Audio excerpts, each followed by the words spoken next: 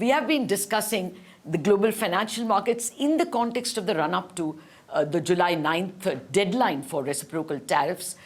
Financial markets have been relatively calm, with the S&P 500 very close to its all-time highs, and Indian markets as well making gains. I have with me Professor Pravin Krishna, the Distinguished Professor of International Economics at Johns Hopkins University, an important speaker at the NCAER's India Policy Forum, to discuss how he sees both the domestic US economy as well as international economy gliding through this move towards July 9th. Dr. Krishna, thank you very much indeed for joining us. Pleasure to be on your show. Well, first up, how scared should we be about July 9th? If India doesn't get into an agreement, our tariffs go up to some 24%. Otherwise, it is 10%. Every country should be equally worried, but do you see it getting put off? Can we be as sanguine as the financial markets are? Yeah, about July 9, I'd say that there's an extraordinary amount of uncertainty at the moment. From India's perspective, this would be for at least two reasons. One is that negotiations are ongoing. It is at least conceivable that something is achieved before July 9 of sufficient magnitude that satisfies both parties so that the July 9 tariffs are not imposed back. That's on one possibility. The other is that given the broader domestic concerns in the United States, the possibility that tariffs, the imposition of tariffs will lead to inflation, for example, that sort of set of economic considerations leads the US itself, regardless of a particular agreement with India, to extend further this deadline, and maybe to say, listen, July 9 is too early. There have been multiple events that have come in between, the Middle East crisis and India-Pakistan war and so forth, and so let's just push this off for another 60 days or 90 days or whatever it is. The level of variation in terms of what's come out of the White House and the Trump administration the last few months has been so great that it's really hard to forecast accurately what this would be. So just in terms of what happens by July 9 and whether or not we get the tariffs or not, that would be my reaction to that. In terms of the actual costs of the tariffs, right? So currently, as I understand it, US tariffs are in the range of somewhere between 5 and 7% weighted average on Indian exports. If the July 9 tariffs are imposed, we're talking about maybe a 26%. Let's say it's about a 20% increase of tariffs. That would be on about roughly $85 billion of Indian exports. So 20% of that is $16 billion. One should be very careful, and I see incorrect calculations sometimes about this, that $16 billion is not a cost that's paid by Indians. It's paid by the importing entities for most part. There's some question about whether some of that gets passed on to Indian exporters regardless, because they absorb some of this cost and so on. Let's say you had that on a 50-50 basis. 50% of those additional costs are paid by US importers, 50% are taken on by Indian exporters. In that case, you're talking about 16 billion divided by 2, that's about $8 billion. So that's not a very small number. And at the same time, it's for a country India's size and given our export basket overall, I don't necessarily think that it's a devastating number either. Okay. Well, most of the manufacturers we speak to say there's no way we can absorb, 25%. They're expecting it to get passed on. Right. So what's your sense, therefore, of US inflation? Do you think that Jerome Powell is right? He's not moving in spite of the fairly big positive real rate at in the US now, because there is every chance inflation will rise? There's every chance that inflation will rise. One of the interesting facts here is that the tariffs, the announcements of the tariffs, so the expectation of tariffs was already in place by February, March, and of course the April announcement. But having announced the tariffs, they were not actually imposed, right? And so the kinds of price increases that you might have had by now, by May or by June, had the tariffs actually been imposed, we're not seeing because the tariffs were announced but not imposed.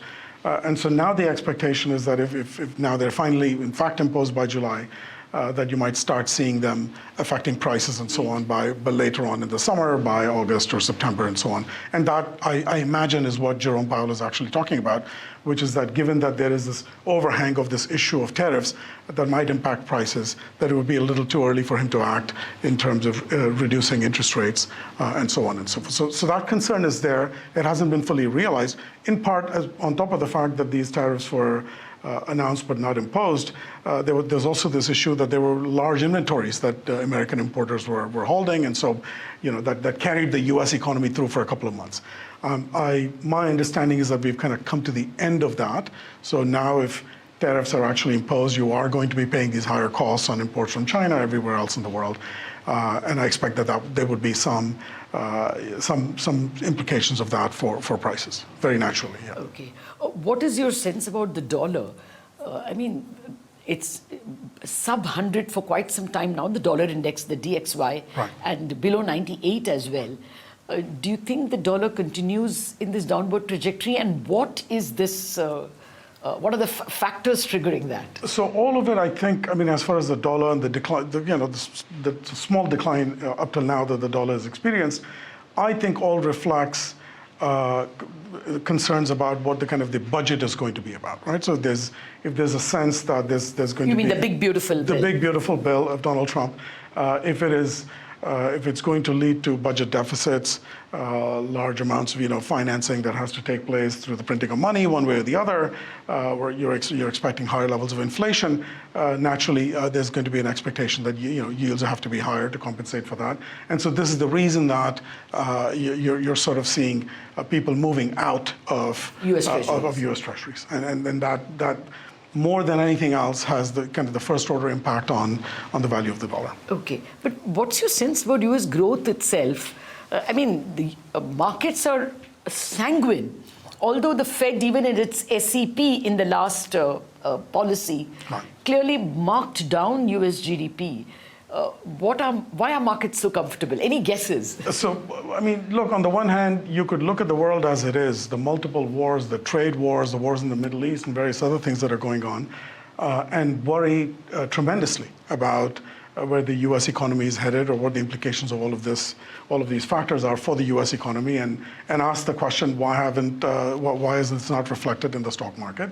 And that would be a reasonable question to ask. And if you took that position, that stock should have gone down, you would be on solid ground, I think. Yes. On the other side of it, there is this expectation that the big, beautiful bill will do enough things for the U.S. economy, at least in the short run, from the standpoint of taxation, from the standpoint of various subsidies. So tax cuts and higher earnings, higher EPS. Higher subsidies for varieties of activities that are undertaken in the U.S., corporate activities and so on, that sustain the stock market. There's that expectation as well, that if this bill actually goes through in some form or some form that's reasonably close to what it looks like at the moment, that could be very supportive for corporates, and that keeps stock prices high. What's your sense about India? The optimistic way we look at it in India is that if the minimum 10% tariff remains, at any rate, China is going to be charged more. Even now, they are being charged more. Right. So, an Indian textile maker or an Indian shoemaker, footwear, textiles and footwear, right, things that even India does well, will come to India because there is this 20% tariff, percentage point tariff differential. That's huge. That's enough for a company like a Nike or a textile maker to invest in India rather than China, even pull out of China and invest in India. Is that a good hope? Is that a decent argument? On the one hand, the fact that the tariffs on India are going to potentially be lower than what Bangladesh might face or Vietnam might face or what's actually been imposed on China, it's given some sense of hope to some people that maybe there's an opportunity that we can seize, right? But my sense of this is, look, if these tariffs were frozen in place for the next 2 years or 5 years or 10 years, if investors had this confidence that this is what the tariff regime globally is going to look like, maybe someone who's currently based in Bangladesh or Vietnam is going to say, let's move to India, right?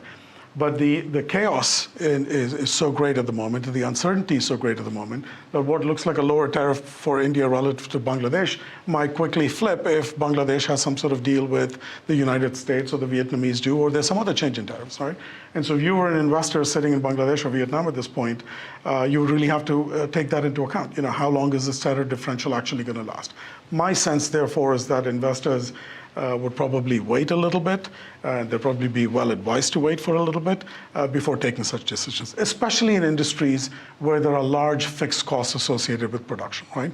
If this is just some trading activity where there isn't a big fixed cost, there's no physical plant that needs to be installed, there's no employees in large scale that need to be employed, maybe moving from one country to another in a kind of a footloose manner following these tariff changes is an easy thing to do, right? But that is not true for many industries and perhaps not true for most industries. Yeah, and because of this big uncertainty. Big uncertainty that the tariff advantage might not even exist for that much longer. So we shouldn't count our chickens too quickly. Too quickly. Yes, too quickly, but right. On that point, let me conclude with what do you think about India? Right. I mean, I don't know how closely you follow the Indian economy. We've had the advantage of good rains, early rains. But there is this global uncertainty that overhangs. We've had some very positive boosts coming. The fisc, taxes were cut. A good 1 trillion has been handed back to taxpayers as well. We've seen massive interest rate cuts as well, 100 basis cut in the last 3-4 months, and then there's going to be a cash reserve ratio cut as well. So interest cost of capital is going down. So how would you bet on India? Are we any closer to 7%, or will we still do worse than last year simply because of the global uncertainty? I mean, certainly in the medium run, for all of the reasons you mentioned, and a few others in terms of all of our investments in digital infrastructure, physical infrastructure of the country, they're just very obvious, the improvements that you're seeing everywhere. In the medium run, I am very optimistic about India. In the very short run, what's going to happen this year, what's going to happen 12 months out and so on, it's a little harder to say. Given the range of geopolitical uncertainties, given the range of economic uncertainties, even something as simple as crude oil prices, right? A week ago, it would be completely understandable if someone had forecast a very large increase in oil prices, and it actually hasn't been realized. You haven't seen these increases in oil prices. So if that had actually happened, that would have been bad for India. The fact that it hasn't happened is good for India. These uncertainties are still very large, large enough that it's hard to say what the coming few months and maybe the year out is going to look like. I feel reasonably good about the Indian economy, but I think I should say I feel more strongly optimistic about the medium run than what's going to happen in the coming few months because of all of the factors we've just discussed. Okay, well, we'll keep our fingers crossed since a very big geopolitical tension did not push up crude prices. Maybe we are only overestimating our problems and we will still get by with higher rate of growth. Thank you very much, Dr. Krishna, for joining us on Intlonomics. That's it on this edition of Intlonomics. More news and updates follow.